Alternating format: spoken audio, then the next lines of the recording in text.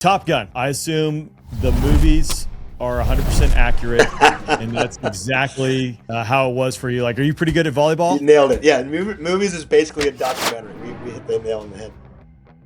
Only Marine to ever flown the F-22. I was the first pilot in the world to be qualified in both the F-22 and F-35. And I was the only dual That's cool. qualified 5th gen guy for like 6 or 7 years, which is crazy as a Marine. Bullets going past your head, and I'm not exaggerating. Like, it was crazy how up close and personal, especially urban combat is.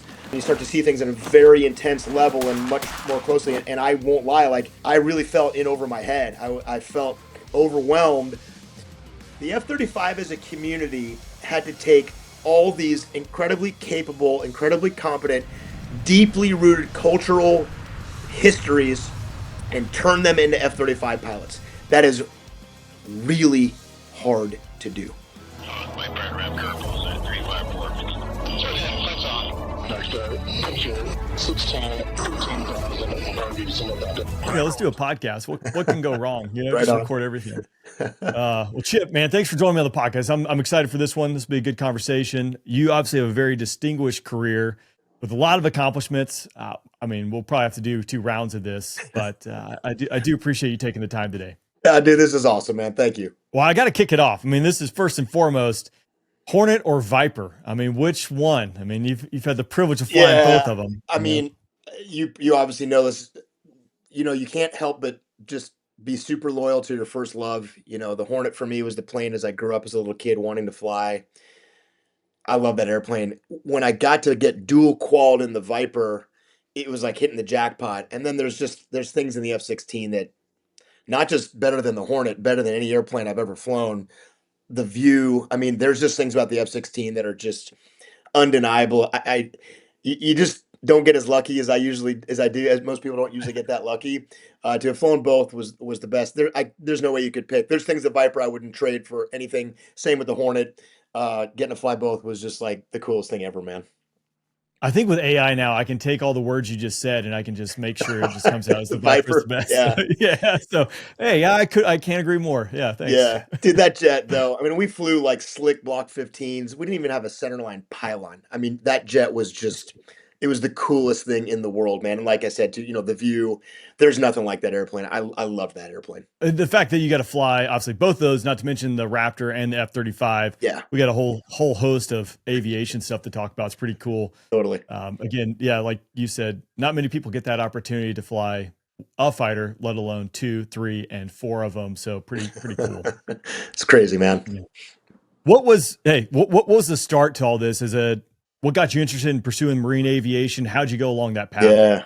Well, super random. I have no like military background, no family members. When I was 5, so like 1977, you guys can all do the math, I guess. My parents moved to El Toro, California, in Southern California. And there used to be a Marine base there. The big Marine Corps West Coast fighter base was in El Toro. So no joke, from 5 years old on, I lived about a mile from the flight line. From the flight path. So like my entire childhood looking up was Marine jets, F4 Phantoms and A6s and A4s and then the F-18. So I think it's just one of those things, man, that just as a little kid you're looking up, it just got in my bloodstream, and it just something I just couldn't get out of my system, and I just loved it. And then the air show would come out every year. I'd see the Blue Angels and the Thunderbirds come to El Toro, what have you, and that was it, man. I just couldn't get out of my system, and I just got down on that path. It was awesome. You did pretty well, landed in the Hornet. Let's talk about your first kind of Hornet tour, what that was like, especially in that time frame. Yeah. What was that like? Yeah, and the Hornet for me was the plane. I grew up around a Marine base. The Hornet showed up. The Blue Angels started flying Hornets. I remember as a kid they called it the Star Wars airplane because it was the first jet that had the glass cockpit and everything. So I always dreamed about being a Hornet pilot. And at some point, around Top Gun comes out, I pieced it together that Marines flew Hornets off carriers. So that was kind of the goal. I just wanted to fly Hornets off the ship.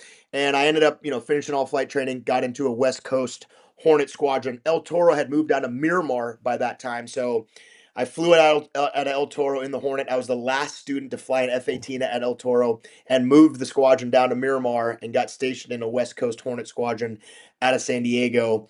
And my first tour, first 4 years, first two deployments are all as a Marine stationed in Miramar, but flying off Navy carriers.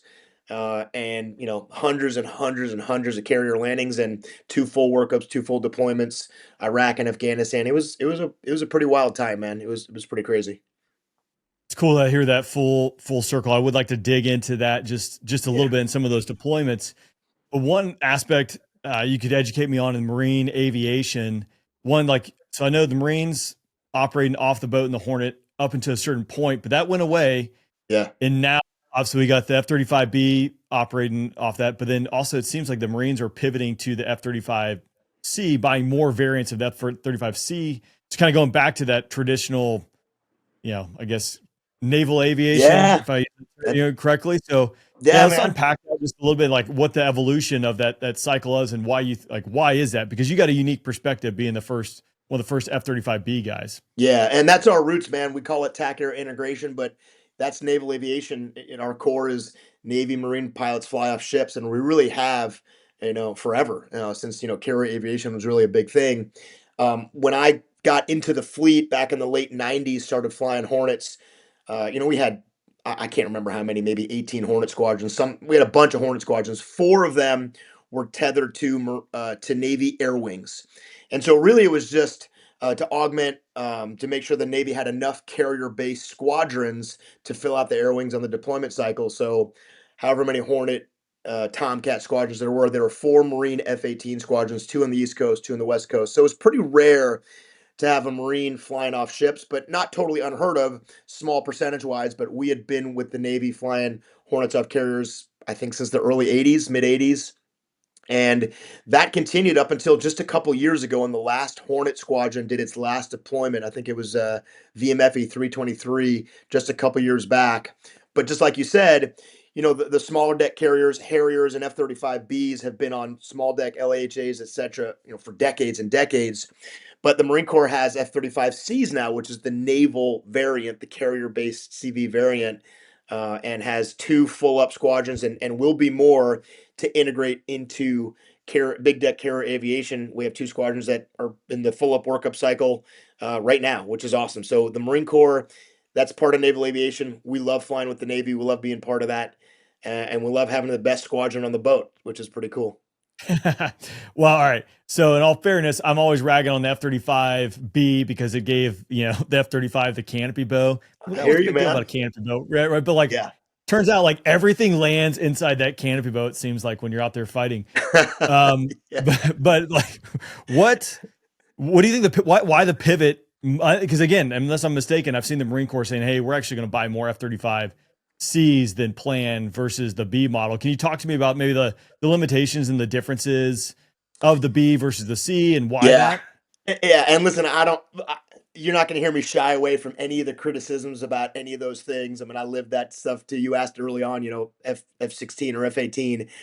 Nobody gets into the F-16 and wishes they had a canopy bow like they did in the Hornet. That thing is awesome. And, obviously even, the Raptor doesn't have a canopy bow, which is great. Still, the view in the Raptor is not as good as the view in the F-16. There's nothing like that. There's just, it better than anyone. That said, you're thinking about the F-35, the different variants, the B and the C. Obviously, the F-35 across the board, all 3 variants are much more similar than they are different. They're pretty much identical in terms of capability. Couple variations, but the B definitely had some. I wouldn't even call them limitations, but they had some very specific requirements that forced a couple things onto the airplane itself. And if you take the B and the C, the 2 variants that the Marine Corps flies, and you put them side by side, certainly on paper, you get some great advantage with the C. A ton of gas, some ridiculous amount, 20-something thousand pounds, more than anything else that's out there. You get that big extra wing for that coming aboard the ship, which means it's super efficient up at altitude, bigger payload. And so on paper, you've got these metrics that really make the C a great airplane, which is part of the reason why the Marine Corps has invested and is growing that investment in it to fly off the big deck carrier, which, as an instrument of national defense, man, a big deck carrier is really hard to beat. You want to be part of that. the B, and I'm not parochial, I'm not like parochial to the B. I will say the B has capability when you're looking in a world of like hyper flexibility, being able to operate in very austere places, being able to do things. There's just a demand in the 21st century to have a highly effective fifth gen stealth platform like the F-35 operate in very non-traditional ways, and that's the niche that the F-35B owns. And you don't want to measure like, oh, one jet's got more gas, it's got more payload. All true. It's where that thing can operate. So there are some offsettings to that, and I am a believer in all of the F-35s in general. But the thing that makes the B unique, there's pros and cons to that. I experienced that. I live that. The pros vastly outweigh the cons, but you're not wrong in some of those things that we're talking about. And the Marine Corps, I think, understands the need for having both of those different platforms and where they can operate. Yeah, for most people, they probably don't realize, maybe it's changed, right? But like the unique thing, many unique things about the Marine Corps, especially when it comes to the aviation arm and seeing this in play, is like Marine aviation, while it does all the things, like the sentiment and it's probably doctrine, right, is there to support Marine infantry and the guys and gals on the ground, right? Versus like the Army, they're vying for air assets and things like that. And maybe they get supported, maybe not. But like the priority for the Marines, like, did you guys own it and you have it? So it seems like, the B model, right? It does solve that piece of being able to operate in tighter, smaller spaces, potentially off the small decks versus the big decks, et cetera. But then again, when you're talking about, near peer threats and big fights like that, again, maybe it's a complement of both. Regardless, we got a canopy bow in there, so Indeed we do, man. Absolutely. it's interesting to hear that. Let's go through that first deployment as a Hornet guy. So in that your first assignment, you do an Iraq and Afghanistan deployment. Yeah. Can you talk to me about that? Because I think it's gonna lend well into a little bit of your forward air control too, that I would like to get into down the road here. But yeah. So my first cruise is in January of 2000. We called it the Y2K cruise. It was like right after New Year's 2000. We hit our deployment, and back in the day, that was a mission. The big mission was called Operation Southern Watch, which is where you took your carrier steam to the Persian Gulf and you managed the no-fly zone that had been in place for almost a decade at that point after Desert Storm, and that was all that was really going on. There really wasn't, it was a very much of a peacetime era, a peacetime decade. A couple things going on, but for the most part, no really major operations since Desert Storm. So going out to Southern Watch to flying, quote unquote combat missions there was super unique. What was really cool about that is I was a brand new guy, one of the youngest guys in the squadron, one of the youngest guys in the ship. We had just gotten a brand new weapon called a JDAM, which had just been introduced to the fleet, and we were the only squadron on the carrier that could fly with it because we had something called GPS, which was this high tech capability global positioning system that no other aircraft had, which was kind of crazy to be the only. Looking back now, it's ridiculous, but we were the only GPS jets on the ship, and we're the only JDAM carriers. And on that cruise, I dropped a 2,000-pound JDAM on an SA-3 site that had moved south of the no-fly zone restricted area. We got a response option. 2:00 in the morning, I launch off the deck of the carrier, and that was the biggest thing in the world at the time, Rain. Like, picture, pre 9/11, what that meant to take a bomb, a JDAM into combat on a surface-to-air missile. Like, it was a huge thing. And so that one bomb that I had dropped at that time, to me was like I had my combat experience. That was kind of what I thought was going to be the apex of my career. Come back from that cruise, summer of 2000. I go off to Top Gun as a student the following summer of 2001. I'm there as a student, and then I graduate from Top Gun late summer, early fall. It's like July, August of 2001. Obviously, 9/11 hits, and and the whole world changes. But that first cruise at that time, that predated all that stuff. That was a huge deal for me at the time. Clearly things had changed, but yeah, that was a big deal, that first cruise, man. Well, perspective wise too, in that first cruise, how many other ordnance were dropped? You could count on one hand. Yeah, maybe in the off the ship had a dozen drops, like something like that. A couple of GB-12s, a handful of drops maybe in the entire deployment. Yeah, isn't that wild? It's Obviously, crazy. now if we're looking back, like Just looking back 25 yeah, years, like how what has transpired. yeah. For another podcast, another day. But um, the SA3 site, did you generate those coordinates, or those coordinates passed to you? No, we get it was back in the time they called it response option. And so based on what the Iraqis did triggered a particular response. They got intel that there was an SA-3 that had gone south. They had imagery of it. They gave me the pre-planned coordinates. I do the whole JDAM loading the thing, the 10-minute download, load it into the brick, into the jet, get the pre-planned fly 2 hours up to, the middle of Iraq. Pickle that thing off at like, I don't know, way up there, standard Yeah. JDAM release. Takes forever to drop and hit that thing. I got a tiny little fleeter image of it blowing up. But that whole thing was just, it was the first JDAM we had ever dropped. And, it was like, I hope this thing works. Yeah, they had to do the long pickle, hold that thing down for like a second and a half, Yeah. 2,000 pounder, like boom, it's a big drop off the wing, clunk. And off it went, man. And I was on the nods. I could see it. It blew up. It was wild, man. I get an audio of it somewhere, but at the time, huge deal.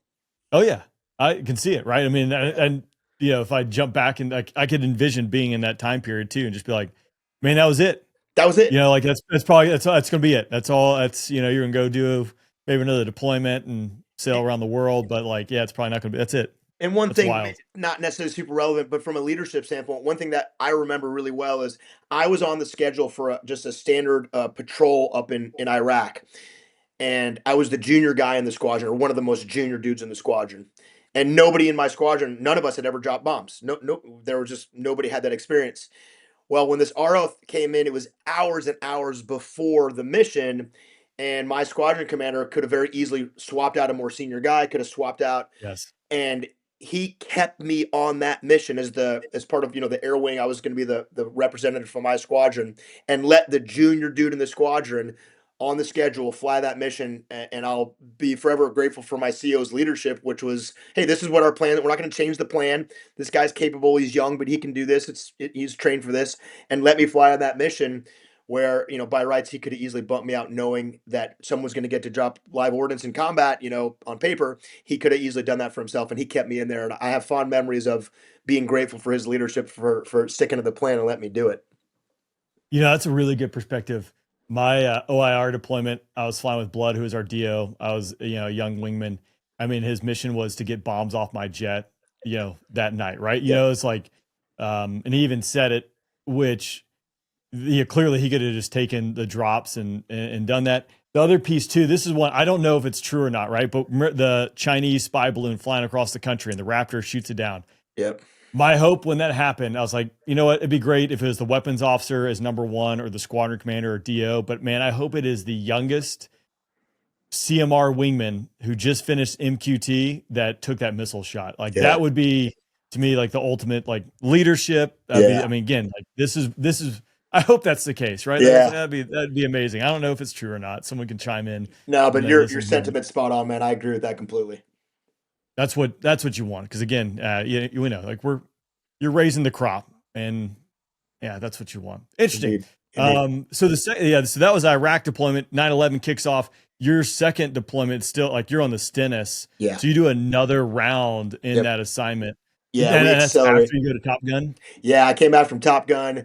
I'm almost positive I graduated Top Gun like late July 2001. I was in the June-July time frame. I was the last graduating class from Top Gun before 9/11. So my class would graduate. We go back to our squadrons. I'm back in that same West Coast Hornet Squadron 314. 9/11 kicks off. We had I don't remember when it was, but we had some scheduled deployment for the following year that got moved up. We steam out to North Arabian Gulf, and then we start. It's the global war on terror. It's called Operation Enduring Freedom. That was the kickoff to the global war on terror. Again, this is October, November of 2001. We get out there, and we get back, I think, in May of 2002, and things were kind of like were winding down and kind of fading out. By April, May of 2002, things had kind of like faded out. We were all thinking like, oh, that was the war, and none of us knew, what the future would hold, all the things that were down the road. But, that was obviously a very different deployment than the first one. But, yeah, to be in the middle of that whole thing too, and especially as a Top Gun graduate, I'd come a long way from brand new guy dropping a JDAM in Iraq on Southern Watch to being a weapons school graduate, in Iraq or, I'm sorry, in Afghanistan, off carriers, and then what was going to unfold down the road for me. I certainly had no idea at the time. What was the mindset, kicking that off? Looking back on it, that time period, at least for me, I think of Roberts Ridge. I've talked to a couple of guys who've flown Sure. in and around there. Obviously, that being, it's been portrayed in movies, it's been portrayed in books, still ongoing, to this day with Medal of Honors and how that gets sorted out. But in that time period, in your mindset, I'm curious as what you were thinking, what it was like, what you knew at that time period. It's like, hey, we're just going flying ops. Like, Yeah. Like, what was it like? For me, it certainly was there was a lot going on that I don't think we truly fully understood. At the very beginning of that, we were hearing stories about like, dudes on horseback, all the things that were just hard to really imagine, having no real experience with that. And then it being, very much of a non-traditional, somewhat asymmetric way to fight a war is, we're getting, we'd get stuff on Merc chat and different types of communications and all kind of piecemealed out to the carrier.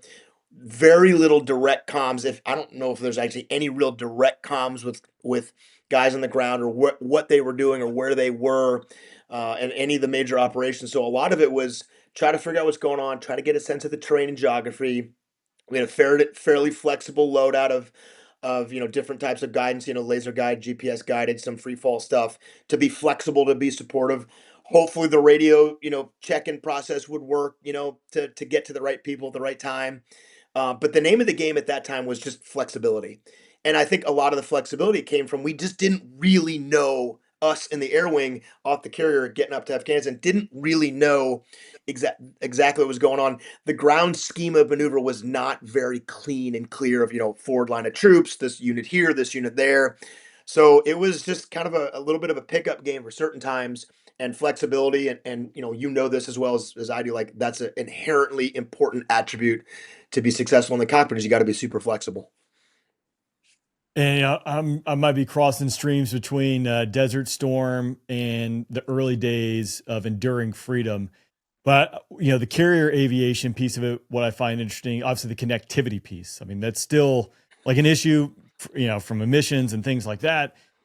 But when it comes to like air tasking order, like how we're going to go out and fight each day, who's playing where and who's supporting what, that's a big process. And again, for those who aren't familiar, like if you're operating a squadron, the air tasking order is dictating who's playing that day and how we're fitting and what we're doing.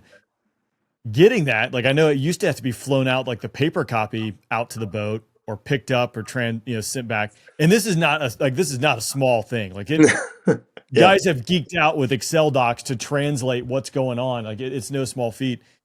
So when I think of like the communication piece, and you probably can talk about leadership and probably some translation to this, getting that information to the key players is critical. Huge. And that to me is a huge roadblock and hurdle that definitely had to be overcome in Desert Storm. I don't know if that's something you guys face in the early days of Enduring Freedom or not, but nonetheless, like how do you navigate that? Was it a factor?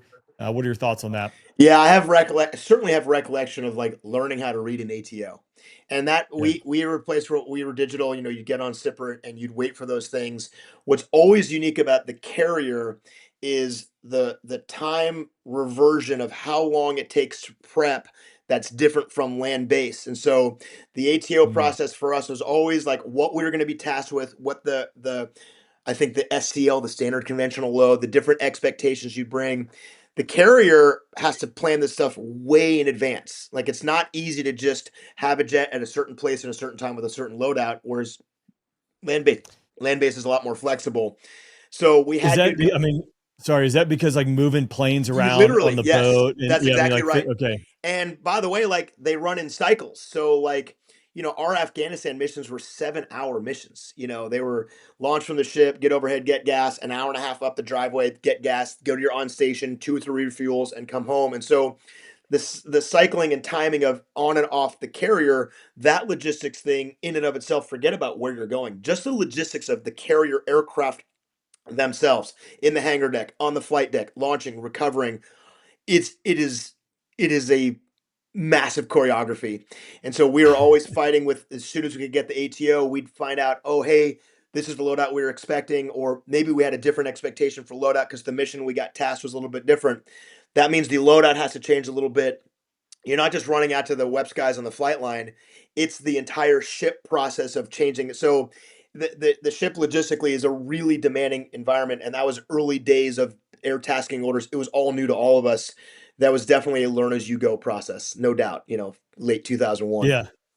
Well, and then the ATO process, man, it comes out of the Cold War days in like a 72-hour cycle. I mean, I think it's gotten compressed. I haven't studied the ATO development process. It's been a while, yeah, in detail, right? But again, when you compare like, hey, a 72-hour or 48-hour cycle versus kind of the dynamic environment that most of the GWAT stuff was, I mean, there's a lot of hurdles to overcome when it comes to that. So. Yeah. All right, Top Gun. I would like to talk about Top Gun. I assume the movies are 100% accurate, and that's exactly how it was for you. Like, are you pretty good at volleyball? Yeah, right. You nailed it. Yeah, movies is basically a documentary. We hit the nail on the head, though. What was your Top Gun experience as a student like? Yeah, I mean, it's kind of a surreal thing. I mean, I'd be lying if I didn't say that I didn't have the fantasy in my mind of wanting to go to Top Gun. And what's unique about Top Gun in the sense that's, from a pop culture standpoint, that's a little bit different than the Air Force Weapons School, which is like the most amazing place. Like, I have nothing but incredible things to say about the WIC and my experience working with the Air Force and those guys. But Top Gun is like it's the pop culture reference. Like, as a kid, I watched the movie Top Gun. I want to go to Top Gun. And so when you're seeing how the potential of your career starts to get on that glide path that might actually work out, and then one day, after all the different wickets, getting into the Marine Corps, getting into flight school, getting jets, getting Hornets, getting West Coast Hornets, getting into Carrier Squadron, and then getting selected for Top Gun, and even the training that happens when that day, your CO sits you down and says you're going to go to the Top Gun class. I mean, it's crazy. I mean, it's this kind of like living of the movie. And because it was so prominent in my upbringing and so prominent in my childhood of seeing Top Gun and watching the first 5 minutes of that movie 1,000 times over and over again, being there as a student is just kind of a surreal experience. Now, as you know, like, it's a school, you're working your butt off. It's awesome. The instructors are awesome. You learn so much. It's the best flying you'll ever do. But there's still the part in the back of your mind, like, I cannot believe that I'm here doing this. So it was certainly a highlight at that point in my career. I was fairly junior for going there, which was pretty cool to have gotten the nod at a little bit earlier than a typical time frame. So I kind of felt very lucky and just fortunate to be there. Plus, again, you learn what you learn as a student in the weapons school. It's just nuts. So could not have asked for a better circumstance for a life event to get a chance to go as a student. I loved every second of it, man. It was awesome. Since you have a unique perspective, now I know you didn't go to the Air Force Weapons School, and usually it's easy just to tell people like, oh, what weapons school is, like, it's the Air Force's version of Top Gun, but you work pretty close to it. You were really close, exchange officer in the 422, which is the Air Force's operational test squadron. I mean, it's full of weapons officers making stuff happen in all the different platforms. We'll talk about that in detail, but I would like maybe to get your perspective, and if you could compare and contrast and break it down for people, the difference between Top Gun, weapons school, how they're similar, how they're different. Yeah. Again, because you have such close proximity to the Air Force version, and obviously you went through Top Gun and taught at Top Gun, so I think you probably have a pretty good perspective. Totally. And,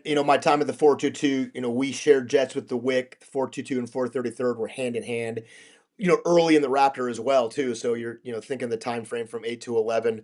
The Raptor was just maturing. The weapons school was just standing up and growing. Some of my closest friends were weapons school instructors there.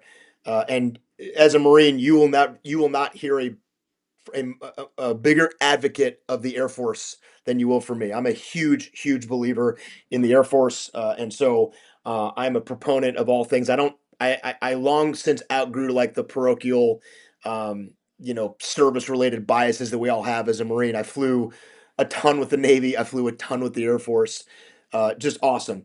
The weapon schools themselves, there's a lot similar, and then there's also a lot different. And I think the biggest contrast that was very obvious to me about the macro side of the two weapon schools is what they're trying to accomplish.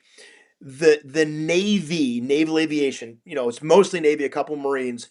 They are trying to make at Top Gun in the 12 to 13 weeks they have primarily really, really good 2, 4, and light LFE flight leads.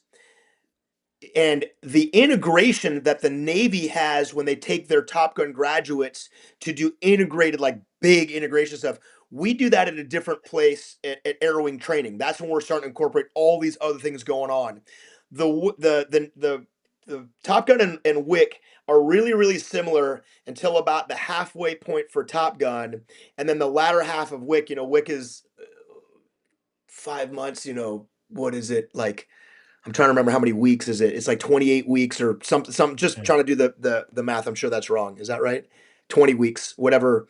Someone will chime in. Obviously, I didn't go to somebody it, like I always say like two classes a year and half a year so ish. Do 5 months, roughly 5 months, and it's not exactly right. Roughly 4 weeks, about 20 weeks. So the latter half, the cool thing about the integration when you start thinking like ME phase, things like that, and it's every MDS, all the assets.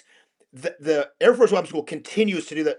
The Top Gun is not where the Navy and the Marine Corps do that. We do that in a different place. And so the weapons schools are really similar to that cutoff point.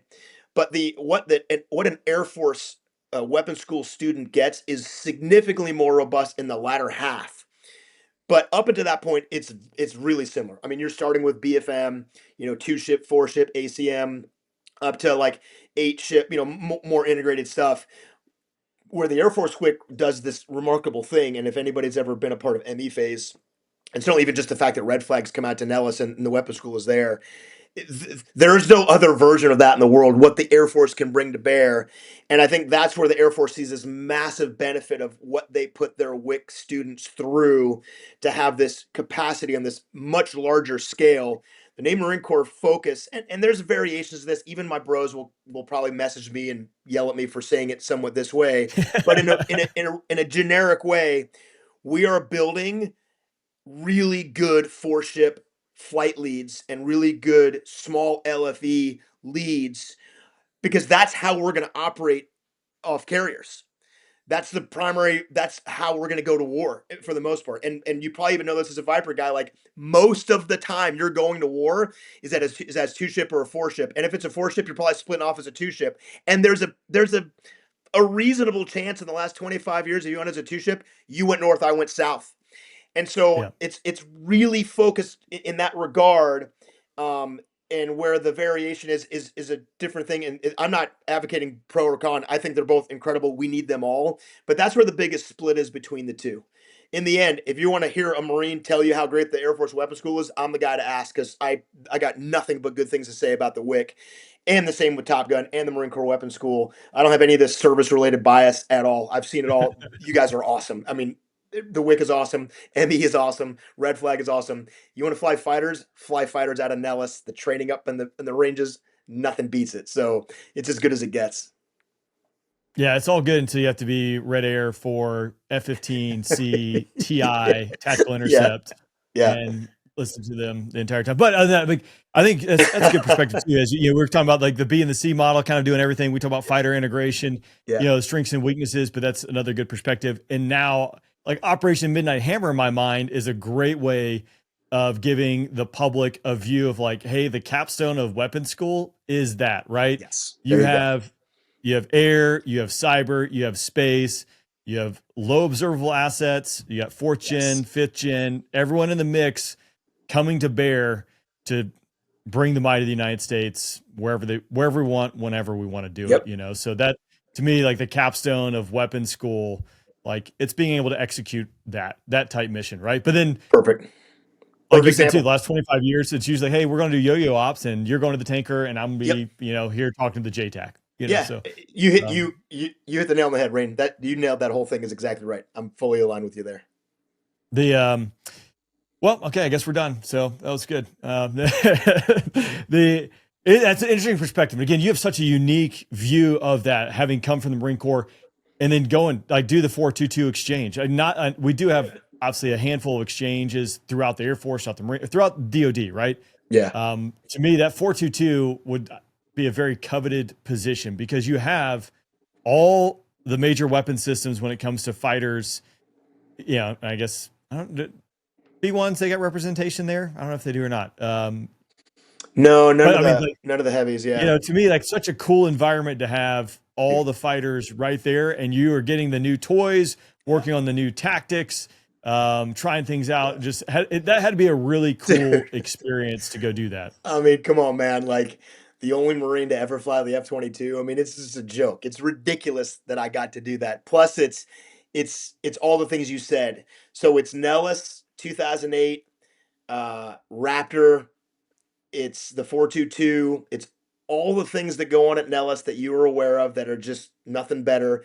You know, the 422 is all the fighter MDSs, but all the assets that are at Nellis. And then several times a year, you're going to do a red flag. At least twice a year, you're going to be involved in ME. And I flew in all those things, you know, constantly. You're by side with the weapon school. Operational test in the Air Force is awesome because it's operationally relevant tactics development. It's real flying. It's not. There's nothing like it. And then it's the F-22. And since we've been talking about leadership, and I'll name drop Trigger Vogel, who was the CO of the 422 when I got there. Some of the best leadership I ever saw in my entire career was the leadership in the Air Force that brought me in as a Marine as an exchange and made me part of that team. He treated me like I was a member of the Air Force. I got every reign. If there is a qual to have gotten in the Raptor, I got it. They treated me like one of you guys. It was the best. And I'm talking every qual. And I have to go into my memory banks of what it is, but like CFI, CFI, soft, top 3. I was the division commander, the Raptor division commander for a year. I was the senior Raptor pilot in the 53rd Wing as a Marine, all because my Air Force CO, Trigger Vogel, and Bate Ballack treated me like one of their own. And I will look back on that. Obviously, the flying was the best. But the leadership that I saw from the Air Force and my opinion of the Air Force, as high as it was, is infinitely higher because I worked for some of the best leaders that treated me so well, and they didn't have to. They did not have to. And I am forever grateful for those guys and more people than I can name. My Air Force exchange experience was the best experience of my career. I could not have asked for anything more. You guys were just unbelievable to me. It's cool to hear because I think for those who again aren't quite familiar, you're like, oh well, hey, we got another fighter pilot. He's a Marine, like all equal. But unfortunately, in the big bureaucracy of things, people are checking boxes for career progression and all these things. Yeah. And the mentality could be, and we've all seen it, right? While you're more or less an outsider, or you're going to be going back to your mothership in 3 years or 4 years, why would I spend time and energy on you? And again, it's unfortunate when that does happen. But again, coming from Shaw, we had three fighter squadrons and an exchange officer in each one of them. I can only speak to, the squadron I was in, the Gamblers, which was a Dutch exchange officer, but those guys, they got all the quals. They were flight commanders. They were assistant DIA, director of operations. They were leaders. When we were forward deployed, acting squadron commander, so it's like, hey, you are equal. And again, I know that doesn't always happen, but it is cool when that is the case because, like you depart the fix, obviously the Marine Corps doesn't have Raptors. So if we're spending energy, if I'm upgrading you, it means I'm not upgrading someone else. Yep. And you're taking resources. So that was a real thing. And I understood that I was taking people's lines sometimes. And again, I'm thinking back, like I was the WEPTAC TRB chairman. As a Marine, and the chief of staff of the Air Force he's like, stop. Who are you? Well, you're a Marine. Why are you the air dominance in the Raptor, chairman? And, that's all a testament to good Air Force leadership, man. I had that, throughout my time there. Just can't say anything. I can't say any more than I have, like just the best, man. Were you on a path at that point? Here's like, if I'm looking back, right? The F-35 is in development. We know it's coming down the pipe because I think probably IOC. The Marine Corps was the first IOC, I believe. We 422 IOC'd. I'm sorry, 422. That's my 501. The F-35B squadron was the first squadron IOC. I was the CO of that squadron. Were you on a path to do the Raptor because you knew you're going to F-35 and we needed some 5th gen Yeah, transition? that's right. Yeah, obviously you know this as well as anyone. There are no guarantees in the military, but when I got selected for the F-22 exchange at the 422, it was the closest thing you could have gotten to a guarantee that I was going to go to the F-35. The entire point of the exchange was 5th gen was coming for the Marine Corps. We knew it was going to be a major muscle movement. The Air Force had just introduced the Raptor in '05, had learned a whole bunch of painful, hard-learned lessons. Marine Corps and the Air Force get Yeah. together and decide, let's send a Marine out there to steal all that conventional knowledge, all that experience, bring it back to the Marine Corps so we don't have to repeat the same mistakes and learn all those hard lessons the Air Force had just figured out with integrating the first 5th gen platform. So it's as close to a guarantee. It wasn't in writing, but it was pretty much understood that it is very likely the guy who got the Raptor exchange was going to go to F-35, and that's exactly what happened. I left Nellis. I went to Eglin to stand up the first F-35 squadron. The squadron was there, just didn't have airplanes. I got the first 14 jets, and I IOC'd that squadron, the first operational F-35B squadron in the world, right on the heels of my Raptor exchange. So I went, 7 straight years flying 5th gen fighters, dual qualified in both actually for a little while, which was crazy Really? because it told you good Air Force leadership. We had some delays in the Raptor in the F-35, and everybody had to have what's called a currency plan. And the 53rd Wing let me fly Raptors at Nellis while I was the CO at Eglin as the F-35 skipper to stay current. So I would go back to Nellis and flew the Raptor as a Marine at 501, which is crazy. And they let me do it. That's really cool. So no other Marines went to the Raptor after you? Before or since. Interesting to, as I think about it, right? Like you see it throughout your aviation career. Every time like someone transitioned planes or a new plane is onboarded, whether in the military or a civilian company, like there is the holdover of like, well, that's how we used to do it in this, right? Or you see the spillover from other planes that usually takes a couple years to sort itself out of like, why were we doing that way? This is not how this plane was designed to be flown, et cetera, et cetera. Never flew the F-35. A lot of buddies flying the F-35. It seems like that mentality, the lessons learned from the Raptor, hey, we're not going to repeat those same mistakes with F-35. And while it took a couple years, at least in the Air Force, hearing my buddies talk about, well, he's an A-10 guy or he's a Strike Eagle guy. At some point, man, they just flip the switch and like, no, you're an F-35 guy.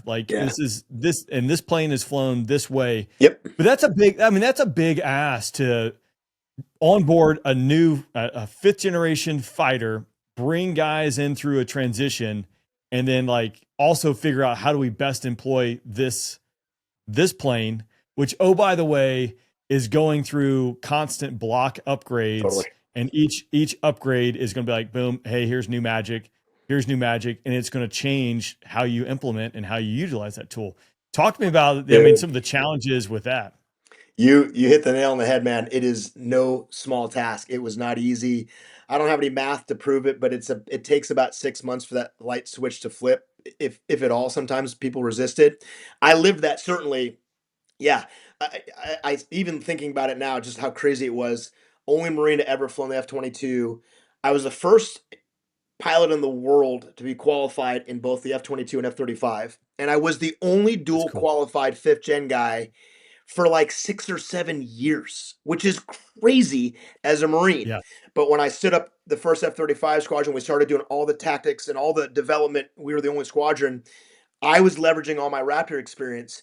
One of the biggest challenges I had was when I started training the pilots at the Marine Corps squadron, VMFAT 501, which at the time was at Eglin, part of the 33rd Fighter Wing, because it was an integrated wing with 1 Navy, 1 Marine, 1 Air Force F-35 squadron. I almost describe it this way, and it's exacerbated for you, but for me, it was like almost 4 different communities. I had Hornet pilots and Harrier pilots. It's a little bit different, but in the Marine Corps, West Coast Hornets and East Coast Hornets are very different cultures, very different mindsets. I don't know if you saw this, between like Luke and Shaw, but it seems like the coast had their own way of doing things. And so it was almost like East Coast Hornets, West Coast Hornets, East Coast Harriers, West Coast Harriers was 4 different communities. And I had to bring 4 different communities with 4 different mindsets, 4 different cultures, and be like, you are F-35 pilots now.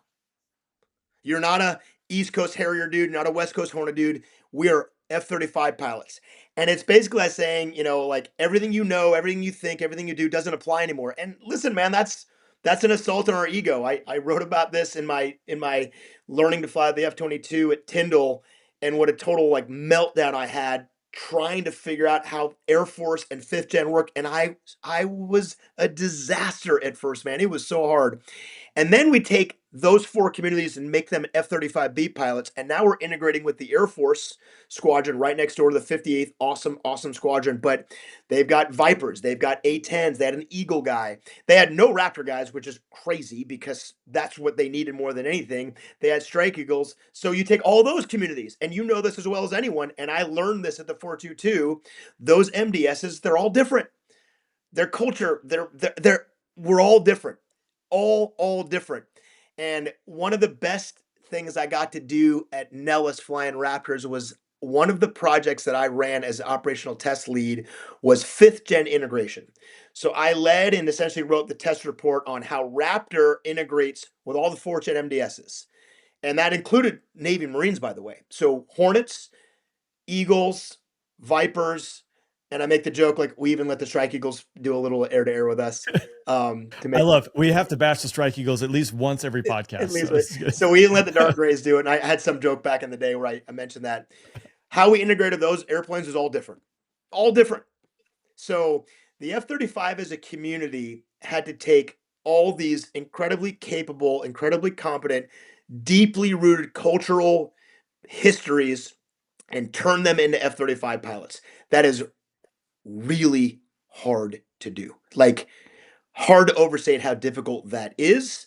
And the fact that we have come so far and done so well with that is a testament to the leadership inside those communities. But the way you describe that is right, man. Like, dude, it's hard to overstate how difficult that is from a leadership standpoint. I can believe it. Again, you're worried about tactics, how to figure out how to best employ this plane.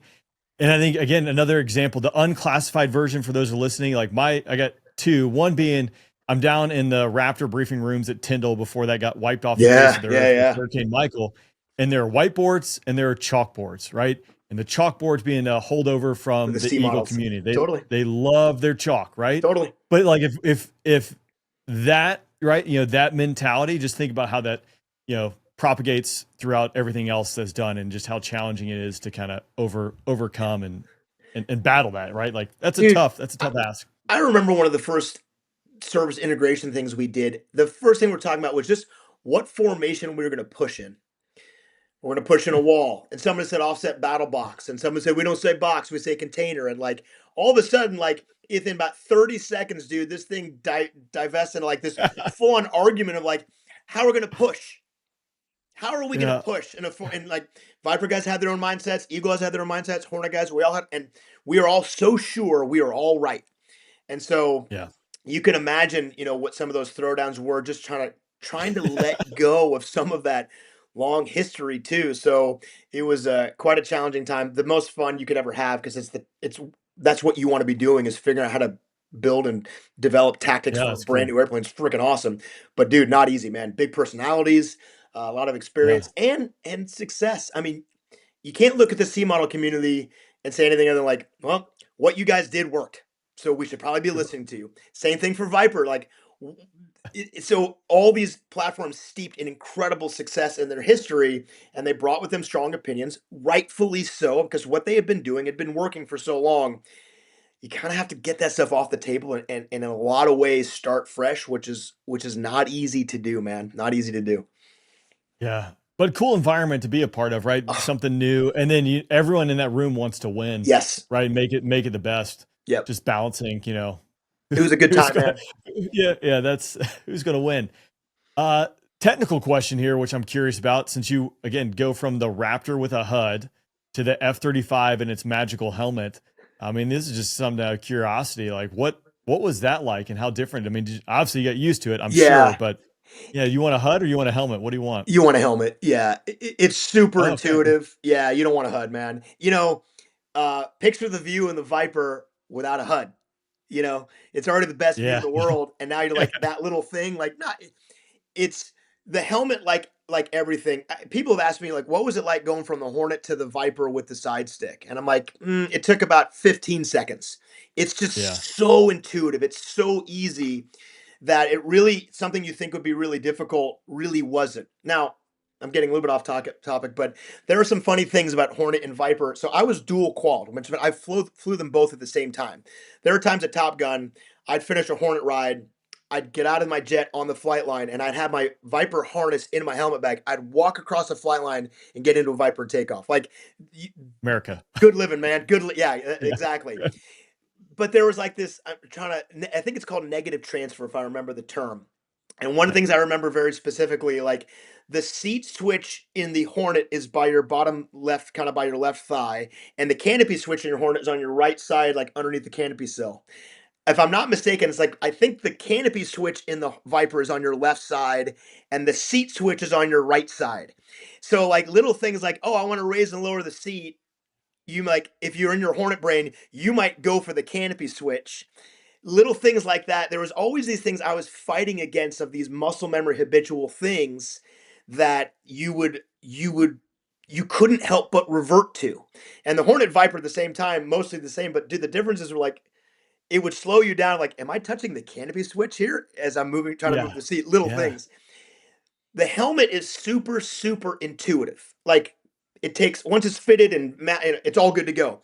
But because looking for certain information is in the HUD, I would find myself looking forward to get information that could be available to me looking up, because my habit had been my entire career is coming back to the HUD.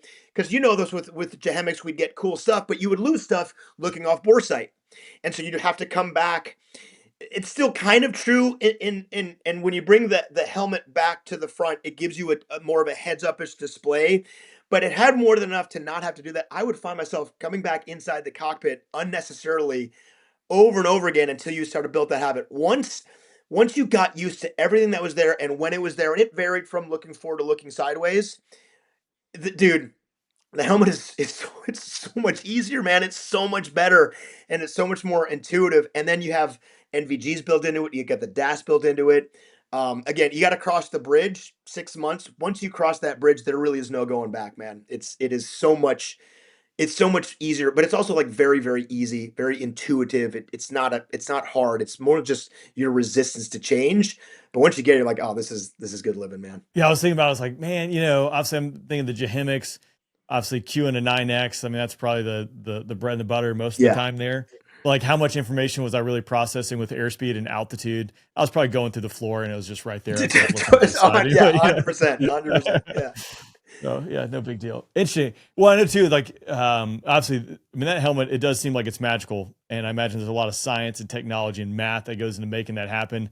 So it is impressive to see. Yeah.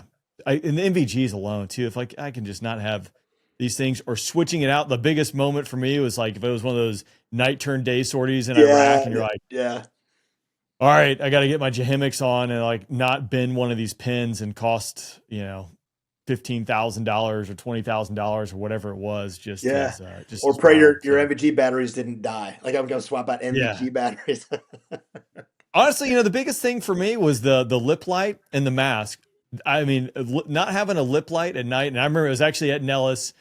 What do we do? Oh, on departure, my lip light goes out and I'm flying with my buddy Menace. I'm number 2.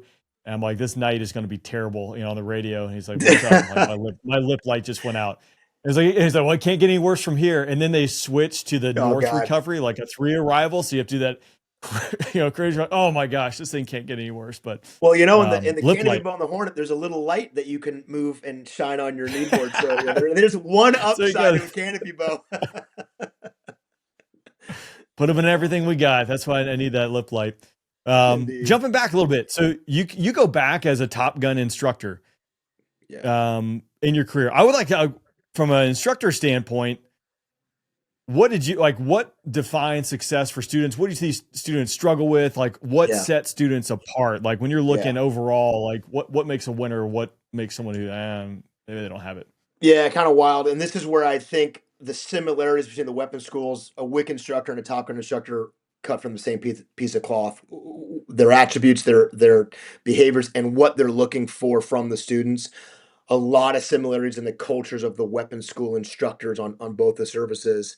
So, I told you I go to Top Gun, graduate, go to 9/11 kicks off, go to Afghanistan. While I'm on that Afghanistan deployment, I get a call saying, "Hey, would you like to come back to be an instructor after Top Gun?" And it's after my deployment to come back to. It's like the script of the movie, man. I'm just living this surreal, like I cannot believe this is happening. But Did you have your motorcycle at the time? Yeah, dude, I did. I did have a Corvette, if that's worth something. I Yeah, was okay. trying to bet. Good. All right. Sorry, I just had to ask. It's totally, man. But on the serious side of that is, I go to Top Gun as a student in peacetime. I come back after my deployment to Top Gun in wartime. So mentality is very different, as you can imagine. Like all of a sudden, we're training for war. Students are going to go through the course and they're going for war. So that criteria of what we're thinking about, what we're expecting, what constitutes a successful student, graduate, a patch wearer who's going to go out and go lead his squadron, and go lead his whatever's his air wing, in war. That criteria was super important. And to be a little cliched, I always liked this mantra the Air Force Weapons School had. They had a mantra that was, and please correct me if I'm wrong, but I think I've got it right, which was humble, credible, and approachable. Those are the three key attributes that I think the Air Force did a really good job defining what was required to be successful. And I always had that same mindset, even though I didn't have the right language. I thought that language was really cool. I never thought of it in those terms. But listen, you had to have someone good in the airplane. You can't be bad in the airplane. And so there's a credibility component that was really, really necessary. That said, the screening process for the weapons schools is pretty good. You can expect, for the most part, with a few exceptions, the students that came to the course are going to be pretty good. It wasn't always, but for the most part, so that credibility piece. But it was important to be good in an airplane. And as the course went on, you had to get better because we were teaching to get better. So that credibility piece was necessary.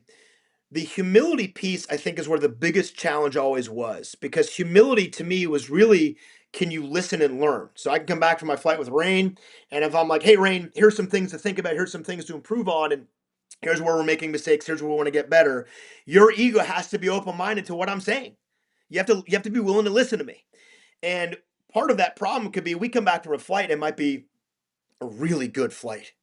And I'm going to nitpick and find a couple of really small, fine elements that your ego could be like, oh, you know what, man, you're kind of really splitting hairs here. I was pretty much on my attack window timing. Your ego, as good as you might be, has to be willing to hear that. You have to be humble enough to hear what other people say and be willing to get better.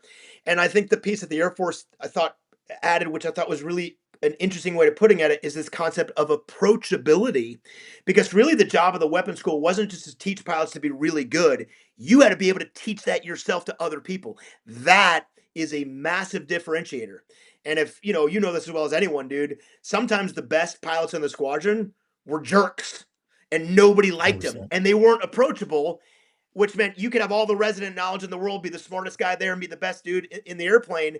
But if nobody wanted to go, hey, Rain, can I ask you a question about this because you were unapproachable, all that knowledge is wasted because you can't transfer it. So it really was a combination of those three. And I loved how the Air Force Weapons School articulated that. But that really is the way we thought at Top Gun too, which is you got to be good. You got to be humble enough to get better, but you got to be able to teach this. And it's not just leading, follow me. It's leading, let me help you learn how you can get better. Some of that's from my own mistakes, by the way. Those three in concert are required. And of course, since we're talking about it, I always, in my time with the Air Force, always made the joke, humble, credible, approachable, pick one. Because I had good bros that I weapons school guys, some of my closest friends, the joke was, hey, if I'm really that good, I don't need to be humble or approachable because I'm so good. And if I sucked, I better be really, really nice guy because people want to talk to me because I'm really bad in the airplane. So that was always a joke that I threw. In all seriousness, it was really the need to have all three of those was critical. And I think both the weapons schools had that same mindset. If you're going to be a student and be successful, you got to have all three. Yeah, and at least in the Air Force Squadron, I had really good weapons officers in my time. Very, very fortunate. I'm sure maybe one gets through that, maybe personality difference, yada, yada, but more so pretty good. But that weapons officer, I mean, they come back from weapons school. Obviously you got the commander, the DO, like that weapons officer sets the tone for the He's the entire man. squadron. Yeah. Yep. If you're a young dude, a flight lead, a wingman, going through an instructor upgrade, like you're back in the vault all the time, Yep. and that's where their office is. So like they really set the tone and temperature of the squadron. If you got one that's not good, then it's not going to end well. So Yeah, we called it the training officer, and I know there's a big difference. Training officer in the Air Force is very different than the weapons officer. yeah, Our version of that was the TO. The training officer is the same as the weapons officer. Same thing. That person set the tone and the culture of the squadron. Period. yeah, 100%. Interesting piece about the Marine Corps that I found out when I was deployed to Afghanistan. I was a liaison working with the KC-130s that had a unique mission set, resupply and support of Marines, but they also put Hellfires and Griffin missiles on it. Yeah. The guys who were on this were a bunch of Marine fighter pilots, Wizzos. And at the time period, I'm going through YouTube and I'm seeing, different documentaries that are popping up in Helmand. And I'm like, oh man, like there's so-and-so, there's so-and-so. And these guys are embedded with Marine ground units and they are getting lit up. Yeah. And they're in the fight. I'm like, dude, these are guys, fighter pilots, right? The Air Force did it for a period with like air liaison exchanges, etc. Yeah, just kind of it's a different path nowadays, Yep. right? Yep. But I think the Marines is very unique. Like everyone's an infantryman. I feel like that's like a mantra from the Marine Corps. You did a forward air controller tour, like embedded with ground. I would like to dig into that and talk about it because that's such, again, another unique perspective that you hold. What was that? When did you do it? What was that experience? You hit the other mantra that resonates with me when you say that is every Marine is a rifleman. That is something that drew me to the Marine Corps as a young kid. There was a uniqueness about the Marine Corps in my mind that really drew me to the Marine Corps. And the thing I always liked as a kid about the Marine Corps was it was kind of like instead of being part of the service, you were the service. You were a Marine. And I loved that about the Marine Corps. The Marine Corps had Marines, and I just had some appeal in my mind of like I wanted to have this unique experience, but I really more than anything wanted to be a Marine. What was interesting about that is, so I joined the Marine Corps, and up at the basic school, I get selected for a flight school spot. Marine Corps trains all flight training is with the Navy. Then I end up in a carrier squadron, so I do 4 years flying off carriers. Then I get selected to be a Top Gun instructor, which is the Navy's weapons school. And I'm thinking like, this is awesome, but I wanted to have this uniquely Marine Corps experience before I got out of the military. And I was going to leave the military after Top Gun. And then I'm like, oh man, I flew this Air Force jet. I flew the Viper. Like, that's it. There's nothing left to do. I got 2 airplanes, which was unheard of, right? And it's like, well, I had this thing. I wanted to have this uniquely Marine Corps experience before I left the Marine Corps. And nothing against the experience that I had, but it wasn't very Marine centric. And so I volunteered to be what's called a forward air controller. Obviously, at the time, the Marine Corps wasn't super keen on that because I was the training officer, the weapons officer of Top Gun. I was a senior instructor at Top Gun. As the training officer, you're running Top Gun. It's the coolest job ever. And also with that, I had a lot of experience and a lot of knowledge. And the Marine Corps wanted to put me to work in a Hornet in the F-18 community for obvious reasons. But there was a billet that was out there, something called a hot fill, which was a job nobody wanted, that if you volunteered, you automatically got it. So I volunteered for this, which was supposed to take me to Japan to be a forward air controller for a year, which is learning how to, use aircraft to call in airstrikes. And I was going to train a bunch of guys. So I leave Top Gun. I go straight to Japan. And this is September of 2005. And like the week I get there, they're like, hey, our unit out here is called Anglico, was the unit in Japan. We are being asked to select volunteers to go support the Anglico that's in Camp Lejeune. They have a quick turn on their deployment. They're short guys. We need guys for that. And I'm like, of course, I'm not going to not volunteer for that. So I volunteered for that. I get to Japan, train up, turn right back around, and before I know it, like I'm in Camp Lejeune training to go to Iraq. And so I end up as a FAC in Iraq in February of 2006. I deploy after training out of Lejeune. I deploy in Iraq, and I spend 7 months as a FAC, a forward air controller. If anybody listening or watching this has heard the term JTAC, a very common term, Joint Terminal Attack Controller, that's someone who's certified to call in ordnance off aircraft. All a FAC is in the Marine Corps is a pilot who's qualified to do that. And the Marine Corps has a belief, and I subscribe to it, is that a pilot has a unique ability to do that because their perspective of understanding what's happening inside the airplane is so high. And so a FAC has a unique point of view, which I do believe that the drawback to that is a lot of these pilots, you've invested millions and millions and millions of dollars in a decade or so of training. And so there's a lot of risk by taking a Marine pilot and putting him in with a Marine battalion, a maneuver element, but that's how the Marine Corps does it. And I was an Anglico FAC, and I ended up finding myself in downtown Ramadi, supporting, in this case, the Army, which is kind of random because I wanted to be, a uniquely Marine experience. My Anglico unit was supporting an Army brigade, and I was a ground combat leader for 7 months right after Top Gun, man. And you could not get a bigger contrast between being the senior instructor at Top Gun and being a FAC in Ramadi in 06. It was pretty crazy. Tell me some of the struggles or the challenges you faced as a FAC there. Dude, it's ground combat, man. Like there is, it's very hard to describe how different it is seeing combat from the air and seeing combat from the ground. And I think the first thing when I got there, I realized, like, I show up in Iraq. It's, February 2006. Ramadi is the most kinetic city in the world. And it is super dynamic. And I start right away. I was the leader of a 13-man team. I broke us up into 3 4-man teams, essentially. And the additional guy was our corpsman. He stayed with me. So a 5-man team, 2 4-man teams. And we started running missions to support the Army. And with like a matter of days, I'm like getting into firefights and, bullets going past your head. And I'm not exaggerating. Like it was crazy how up close and personal, especially urban combat is. And you start to see things at a very intense level and much more closely. And I won't lie, like I really felt in over my head. I felt overwhelmed by an experience that I don't think I fully understood the magnitude of it until I got there. And as a Marine and as a fighter pilot, and flying off carriers, I mean, I'd experienced some challenging things, no doubt. But ground combat is very up close, very personal. It's very intense and it's very magnified. And I started to experience things that I just don't think I was fully prepared for. I was very much a trial by fire, but the biggest challenge I dealt with was just feeling in over my head, like, what am I doing here? Or why did I volunteer to do this?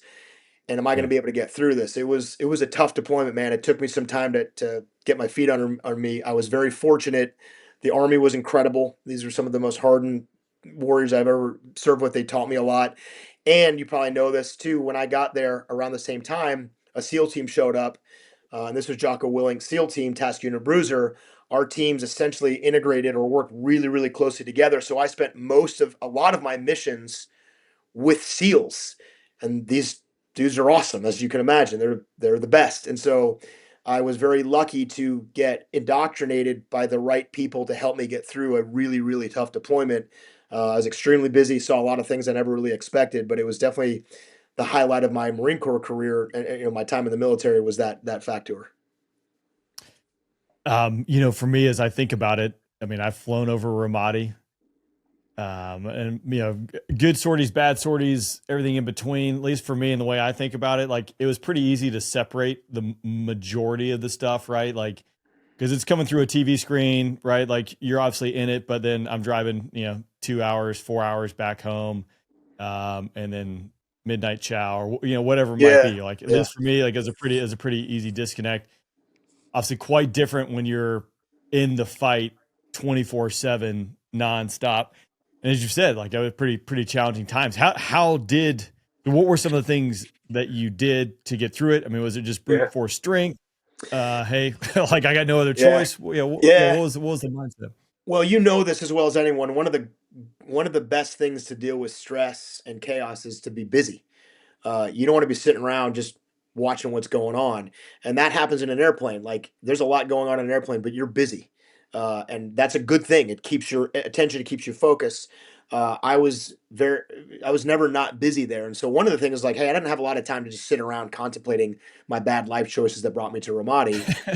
It was busy. And then if you also think about the things that work in a cockpit, the things that work in fighter aviation, those are the same things. The ability to detach, to take a step back, to look at the big picture, to see how you fit in a larger scale. Pilots get into trouble when they bore sight on things, when they focus on just one thing, when they stare at the radar, when they get really target fixated. Those are all bad things, and we learn to not do that. Well, the exact same thing applies in the ground.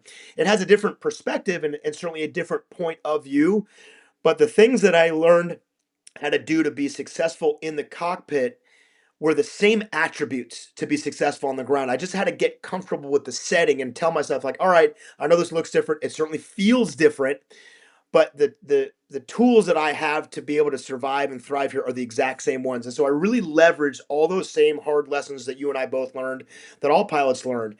Taking a step back, taking a deep breath, staying relaxed, looking around, looking at the big picture, incorporating as much information as you can, trying to building your situational awareness, seeing how you fit in. And those are the same things you do on the ground. The thing about the ground is, that you have these certainly surreal moments. Shooting your rifle is a weird thing. Like, it's a strange thing. It's an odd sensation. And I mean, I had a lot of experiences getting shot at. You start to see people get hurt. You start seeing people get killed. You're going to memorials. And I had to work really hard to compartmentalize those as they were happening. But in reality, I was really just kind of tightening down on them. I talk a little bit about this too, and we could talk to it if you want, or we could skip it, either one. But I brought a lot of that home with me and spent a lot of the time after that deployment dealing with it, because at the time you really had to compartmentalize. You had to focus on what you're doing. It was really not good to be distracted. And I was busy, man. Like, that was a busy, busy, busy deployment. I did not have a lot of downtime. I did not have a lot of decompression time. And for the moment, that was a good thing. I would like to unpack that a little bit if you're willing, because sure. Again, I can appreciate it's all in black and white at this point, man. I got no secrets, so you can ask me anything. Yeah, we're gonna get your book out. So I mean, but the piece here, right, is like, I think I can appreciate. And this is just scratching the surface, right? Deploying, everything is tan flight suits, everything, right? When you come back and it's green flight suits, it's green trees, like, it's a sensory overload, right? And like, that's just flight suits and trees, right? And it's not involving any of the stuff of this high intensity combat, engage, getting shot at, shooting back. Like like, I would imagine it's just a constant level of high stress that never dips below a certain level. Like, you're always kind of on edge, or never can be fully at ease, which that fatigue over the period of 6 months, I imagine, again, just has to be like draining. So you come back, right? Like, all right, how do you work back into being a normal human being? What was that process like for you? Yeah, and listen, I don't mind you asking at all. I'm happy to address this. I think the irony in all this, man, is that I grew up, so my whole life I wanted to be a fighter pilot. Like, my whole life was, I just wanted to fly jets, and I got to fly these incredible airplanes, and I've had this remarkably lucky career, and flew all the airplanes and all the things we talked to. By far, the most impactful year of my life was my year as a FAC. It's undeniable. It's not even close. Just based on all the things that happened there and all the impact it had on my life after. And, a lot of it was, like we just talked about, the leadership I learned and how to get through these challenging times. And I had a team of young Marines. I was part of a team, and I was the leader of that team, and I had a lot of young guys going through all the same things that we went through. The hardest thing that I ever had to endure is a member of my team was killed. Chris Leon was killed by a sniper in June 20th, 2006, and died. And to not bring home all of your Marines was a heavy burden for me. It was tough to lose a Marine right in the middle of that deployment. Had to continue to fight beyond his death for the rest of the time there.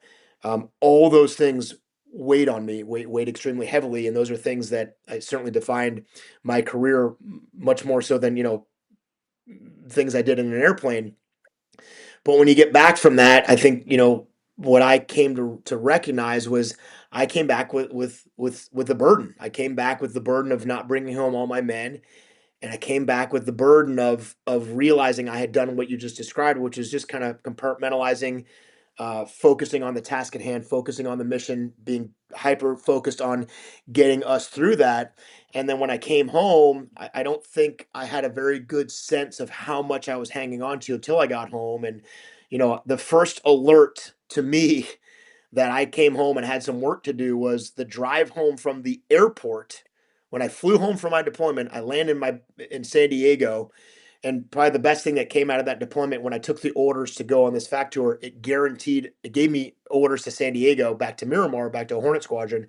So my wife, who I just got married to, I got married in May, I deployed in September. We had just gotten married. She had spent my entire Iraq deployment in San Diego, where I knew I was going to get stationed. So when I left Iraq, I come back home to San Diego. And the drive from the airport where I land to our house is probably an 18-minute drive to get from downtown San Diego to Pacific Beach. On that drive home, as I'm driving home in like a Jeep Grand Cherokee, by the time we get to the side streets of where my neighborhood is, my wife and I were in the car. My mom was with us too, and they were talking. And I, at some point, kind of like lost orientation of what I was, and I screamed at them for not looking around, and I screamed at them for talking too much and not paying attention to what was going on.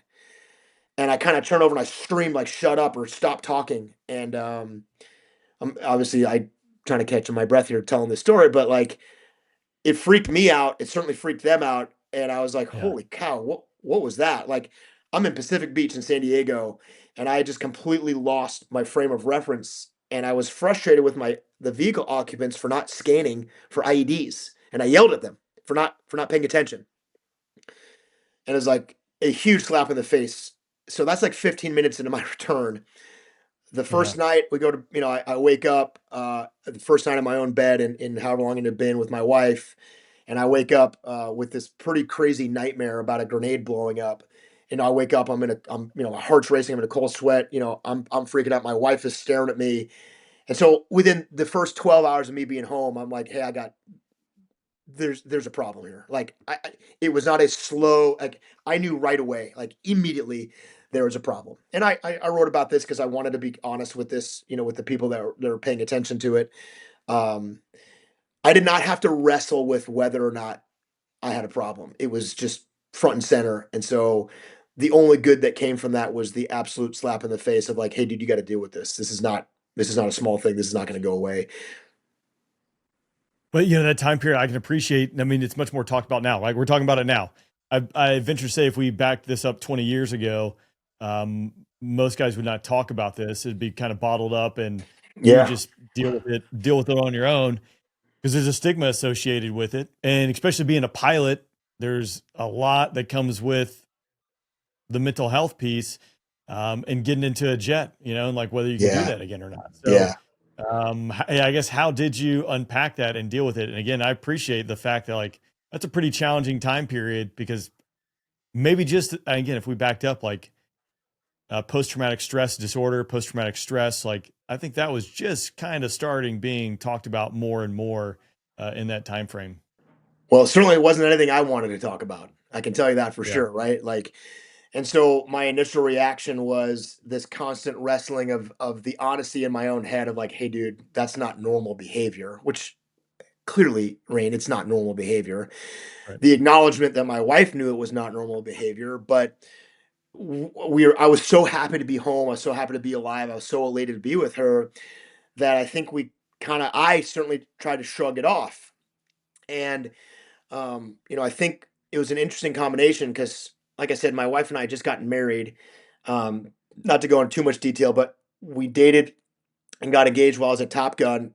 And at Top Gun, it's like a full time job. She lived up in Lake Tahoe. I lived down in Fallon. So I really only saw her on weekends for the most part. So my point to that is like, we had never really had a full fledged life together. We were just starting living together. So it was kind of the beginning of all this. She met me when I was like, Dave Dirk, the Corvette driving Top Gun instructor, like Hollywood guy. And next thing you know, like this is what she's getting is like this is a different person almost. And I think both of us tried to ignore it. I certainly wanted to just, hey, this will come and go. Well, it didn't. It didn't just dissipate on its own. And what had started to happen was it started to affect our marriage in the sense that like, so you mentioned PTSD and listen, I have to say this, like, listen, man, what I went through was nothing compared to what other people go through. Like, I don't want to make it sound like my story was people have endured so much harder and so much more difficult things. It was just what happened to me It was unique to me, but by no means do I want people thinking like I endured people going through so much worse and so much more challenging things. This is just my story and how it affected me. I What happened from that was I had a really short fuse, like a really, really short fuse, like very quick to get angry, like, a loud noise, somebody say something that caught me off guard. I was very kind of skittish, like if little things that like wouldn't catch other people's attention, like picture like the little bubble wrap popping, that would I'd have massive reaction to that. And then, nightmares. So you kind of look at it like kind of textbook type stuff. Um, I had all these very clear symptoms like, hey, this is what this is, man. You came home from Iraq, you got some post traumatic stress, and it's revealing itself. And what I kind of did to react to that was I tried to create a setting, and I didn't really do it on purpose, but I know this is what I was doing was like, I kind of mandated how people would treat me. So like, if I didn't want you talking because it bothered me, I'd be like, hey, no talking. Like kind of creating a setting where I was in control of how everybody else around it reacted. So if I got to the point that I thought you were talking too much, I try to shut you up. It's like everything had to be biased in my favor. And it was subtle. It wasn't quite so deliberate as you can't talk, but I'd give like a facial expression or a hand gesture, or I'd kind of, walk out of the room like I'm done with this. And I created this massive disparity between me and my wife, which was nothing like our marriage or our relationship was before. We were totally equals. She was very different from me, but like there was no elevation of status. But I came home with this frustration, and my response to that was like I had to just control the environment so I wasn't overreacting to things that were bothering me, and that was like putting people in their place. Which, as you can hear me saying, it's like it's terrible. It's terrible. And what I came to realize was like I was doing all the talking and my wife was doing all the listening. And what's interesting about that is that from her perspective, she was just trying to be helpful to me. Like, this is my husband, I love him, like I hurt for him and whatever he needs. And so she kind of diminished herself and like subordinated herself to me, which seemed like in the short term, like what was good for me because I could manage the environment better. But dude, that is not a recipe for a marriage. A marriage is two equal human beings that care about each other and don't subordinate one to the other. Don't push your people Right. down. And dude, I was in 6 months from getting home, like it was at a breaking point. It happened. And I think that's relatively quick. It was by the spring of next year, like this is not going to work. It was I rough, man. clearly know nothing about this. Not a psychologist. I'm curious. Is like is that a control thing to control the environment, like a survival instinct, right? Like, hey, if I'm controlling all this and how the pieces are moving, I mean, it is all in an effort to survive, and you're Yeah. operating in that environment. It is interesting. And I don't have the psychology background, and I Yeah. hope I'm not describing in a way that diminishes other people's other experiences, but things like if I didn't want to go out somewhere, I'm like, we're not going. Like the town have like a fair or something like that. I'm like, I'm not going because I didn't want to be around other people. So like I was kind of the dictating all the things that we did. And all the while I thought that was going to be the path to like be learning to deal with this stuff and having, it get better. But it wasn't having that effect. It was actually making things worse. And I know this sounds kind of silly. And again, I talk about this because, this has just kind of happened. I got to a point where I was able to look around and realize, like, first of all, this wasn't the marriage that I wanted. It wasn't the relationship that I used to have. I'm not happy. She's not happy. And if I just thought about it for a second, I just kind of thought about what was going on. If I got outside my own head, it was very clear what was happening. Is I was creating this environment. I was creating this environment for somewhat self-preservation, but I was imposing this on everybody else around me. And if I could see it outside of my own eyes, it was like, oh, dude, what are you doing? Yeah. Why are you doing that? And what I just came to realize was like, what I needed to do was talk a lot less, stop telling everybody else and stop dictating and stop determining. And I needed to kind of flip the script. And what I concluded in my head was I'd look back on my life and what had happened to get me to this point is like the one dictating who should be doing what. And I looked at my career and I thought, you know what? As a single seat fighter pilot, who's in charge of making decisions? Who's in charge of talking? Me. An instructor at Top Gun. teaching the courses, giving the debriefs. You know who's doing most of the talking? Me. Forward air controller, in the vehicle, coordinator of the aircraft. You know who's doing all the talking and the decision making? Me. And I look back and I had built this habit. That stuff was out of necessity, but from a relationship standpoint, it's all wrong. It's all wrong. And what I discovered was I had just lost the ability to listen to other people, specifically my wife. And I know how simple that sounds, but I'm telling you, it was that simple. It was that simple. And I just stopped talking so much, and I just started inviting her to be herself and just started listening to her more. And Rain, dude, it wasn't quite like an overnight light switch, but dude, it was fast. It was fast.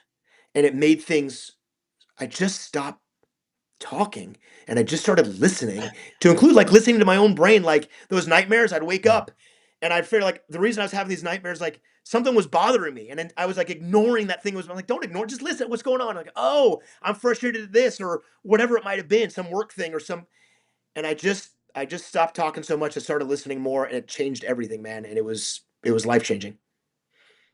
It's really tough to do, though. I mean, when you're engaged in the furball, right? If you're down in the weeds, being able to, and so, I mean, I try, right? I'm not great at it, but to like, maybe I need to like snap up to 30,000 feet and like, see if I can get a bigger picture. Again, I'm always right, so then right back to the furball I go. But, that's a tough thing to do, to have that kind of like, hey, I need to take a pause here, see if I can look at the bigger picture, especially with everything too. Like, again, I think, I know you don't want to take away from others, but I would say, I think you probably fall in that category, right? Like if you're in that environment, everyone who's in that environment, it's going to affect them differently. But operating at that high level of just a constant stress, a paranoia, I mean, how can that not impact you as a human being? I'm sure there's some guys and gals that are like, whatever, it's a Tuesday, but the vast majority of us just like, that's gonna shape you and change you. I think regardless, just death is, if it's always staring you down and you know when it's going to come, that's going to wear on you. Looking back on that, leadership wise, lessons learned. Like, is there something when you look back on that, like that just, man, this is the one thing, or these are the few things I look back on, I wish I'd done different, or I walk away and this has changed the way I do things today? I mean, again, that's such a unique, I think, is now my word of the day when I go through and tally what word I chose. That might be it. But I think it's appropriate here. But looking back, like, again, that experience alone, I know had to shape and form a lot of who you are today. Oh, without a doubt. And I'm laughing in my own head. Ironically, I'm talking about learning how to listen. I've done way too much talking, on this podcast. This is for you. But that was certainly a big takeaway. That was really central to coming back, dealing with the frustration of my own mind, the anxiety, the stress, the nightmares, the short temper, the short fuse. That completely redefined my relationship with my wife. But also, that is a lesson for everybody. Like, and I talk about this, like, talk less, listen more. I know it sounds cliche. There are some other really key takeaways too. And I think, to make it general, to the answer to your question, is that what I discovered in that deployment is that all good leadership qualities apply everywhere, and all bad leadership qualities apply everywhere. I know the setting and the environment of ground combat is unique. Setting environment of a cockpit is unique. Fighter aviation is unique, but the things that make you effective and successful in those environments are the same ones that work everywhere. So leadership is universal. There is no like unique military leadership. It's just leadership that works. And so I discovered, like, the lessons, like, in my work life, in my marriage, with my kids, with my friends and neighbors in my community, within myself, all personal, all professional, all aspects of every component of life. Good leadership, the things that I did well that helped me be successful, apply everywhere.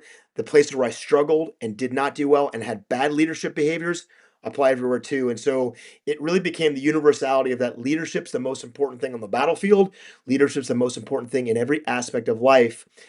That fact tour just reinforced that, and it was very magnified, undeniably magnified, but it's all the same stuff, man. It all applies everywhere. Yeah, I appreciate you diving into that. I mean, I know we could go more, Good but times. I'm going long in the tooth here. Before we kind of part ways, I got a couple more questions. I think Yeah. first and foremost, I got a Raptor, an F-35, a Viper, and a Hornet sitting on the ramp there. Which one are you going to jump in? Am I just going flying? You're just going flying. Uh, I'm not giving you a J-20 out there yet. So all right. yeah. Like I said, it's obviously scenario dependent. Don't be mad. I'm getting in the Raptor, man. Like I'm just getting in that airplane. That is it's just the plane, man. The thing is When, ridiculous. when you watch that at an air show, you're just like, that is defying physics. It's impressive to watch. It is. I just was at the Miramar Air Show a couple weeks ago, and it's just one of a kind, man. It's so cool. Yeah, that's an awesome plane. Okay, that's fair enough. Now, looking back, if you found 15, 16-year-old Chip walking down the street, is there anything you would tell him to do different? Give him any advice? Yeah, the irony in the advice is that I know he wouldn't listen, but it would That's be, yeah. And maybe I wouldn't give him advice. Maybe I'd just drop a hint, and the hint that I would drop is say, your ego is going to be a problem for you. I wouldn't say be humble and hey Rain, keep your ego in check, because no way 15-year-old Dave Burke's listen like, oh really? I'm pushing hard yeah, back thanks. against that. But if I could tell him something, I would say your ego will be your biggest problem in your life.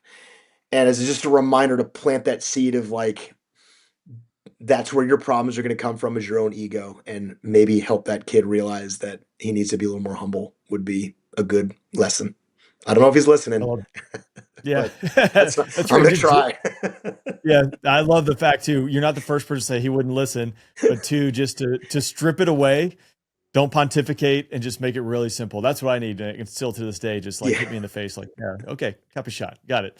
Um, Chip, I appreciate you joining me. I hope you were willing to hang around here for a There I Was, man. Totally, I dude. This really was enjoyed chatting awesome, with you. man. So, This was awesome. yeah, it's been a lot of fun. And again, we kind of alluded to it. I'll put the link down. Your book is out now, The Need to Lead. So I appreciate you sending an advanced copy there. I'll have to link up with you one day and get you to sign it. So Heck I yeah, encourage dude. everyone to check that out too. So I really appreciate it.